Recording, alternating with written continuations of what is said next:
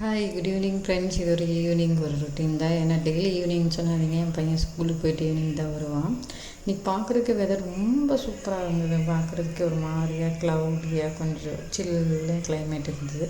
இதே அப்படியே பார்த்துட்டு இருந்தோம். என் பையன் அப்படியே வாஷ் பண்ணுற கரில் கிட்டே நின்று பக்கத்து வீட்டு பையனோட கார் ஓட்டிகிட்டு அப்படியே ஏதோ ஒரு விளையாண்டுட்டு இருந்தான். அப்படியே உங்களுக்கு ஒரு காமிக்கலான்னு ஒரு கிளிப் மாதிரி எடுத்தேன். ரொம்ப நேரம் 2 பேரும் சேர்ந்து கார் ஓட்டுற மாதிரியே ஓட்டிகிட்டு விளையாண்டுட்டு இருந்தாங்க. பார்க்குறதுக்கு ரொம்பவே நல்லா இருந்தது. 2 பேரும் கொஞ்சம் நல்லா ஜெல்லாகிறாங்க. என் பையனை விட 2 வருஷம் சின்னவன், ஆனால் நல்லா ஆக்டிவாக விளையாடுறாங்க சேர்ந்து. 2 பேருமே அப்படியே விட்டு விளையாண்டுருப்பாங்க. பாருங்கள், இந்த பையன்தான், பேர் எழில். நல்லா விளையாடுவான். இவனும் கொஞ்சம் நேரம் அவனோட ஜெல்லை ஆகிட்டு அப்படியே விளையாண்டுட்டு வந்தாங்க.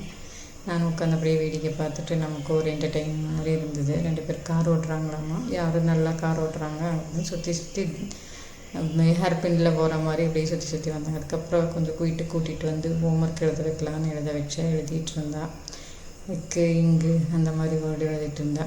இக் ப்ளஸ் கா அப்படிங்கிற மாதிரி சொல்லிட்டு எழுதிட்டு இருந்தா. சரி எழுது சாமி அப்படின்னு சொல்லி பக்கத்துலேயே உட்கார வச்சு நல்லா எழுதிட்டு இருந்தாங்க. நல்லா படிச்சுட்டு இருக்கும்போதே அப்படியே சரி நான் எழுதி முடிச்சிட்டேம்மா, வேறு அடுத்தது என்ன பண்ணலாமா அப்படின்னா, சரி இதை எழுதி முடியும், ஏதாவது கேம் சொல்லித்தரேன் அப்படின்னு சொன்னேன்.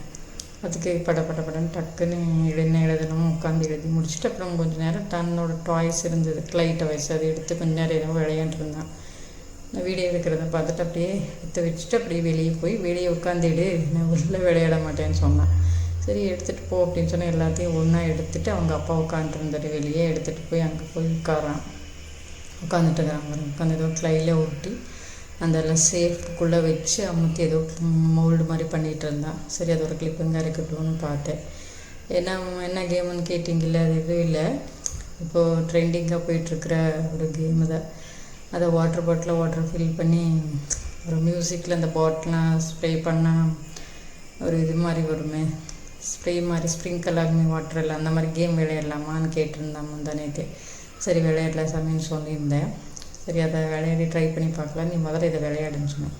அதை வச்சு இதை எப்படியே ஸ்மேஷர் மாதிரி அமுத்துறதாம்மா ரோலரில் வச்சு அம்மா பண்ணிகிட்டு இருந்தார். சரி நீ பண்ணி முடி, கொஞ்சம் நேரம் ஆகட்டும் விளையாடலாம், கொஞ்சம் லைட்டெல்லாம் நல்லா இதாகட்டும் வெளிச்சாகட்டும்னு சொன்னேன். பாருங்கள், அந்த கேம் விளையாட போகிறான். விளையாடுறது எடுத்துகிட்டு இப்படி பாருங்கள் ஸ்ப்ரே பண்ணுறான். எனக்கு ஸ்ப்ரே பண்ண தெரியலன்னு ஓரளவுக்கு ஸ்ப்ரே பண்ணால் ஆச்சு.